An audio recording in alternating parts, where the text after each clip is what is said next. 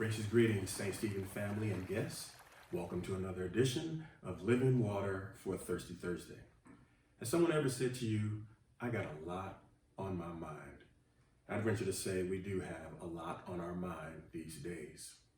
But prayerfully, something to help lighten that load as a takeaway will be some assistance with our attitude, some assistance with our aptitude, as well as some assistance with spiritual fortitude.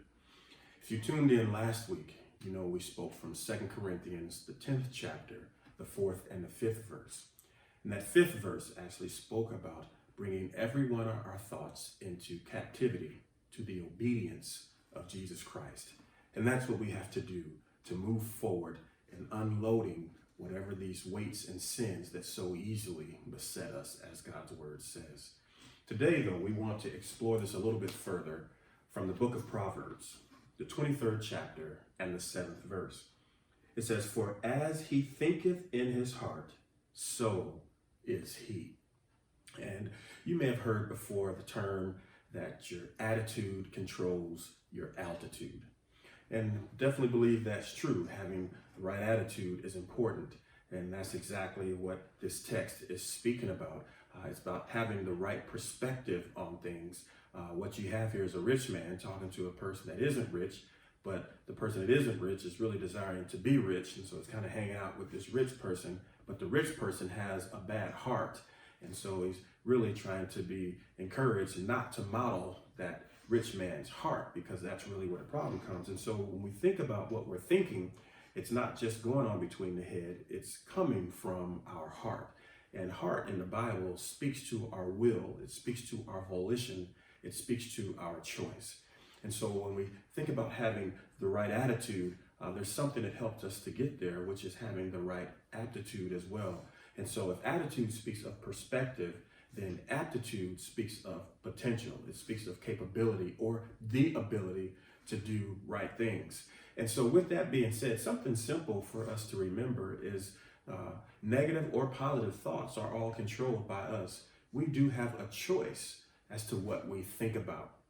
And so in this text, it says, as a man thinketh in his heart, so is he.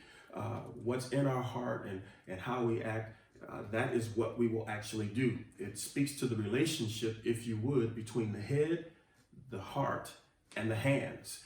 And they are interconnected, if you would. And so it's important for us to have a right attitude.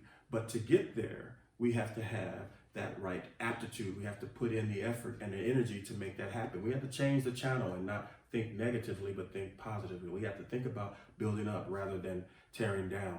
And the thing that helps us to do that actually is then having spiritual fortitude.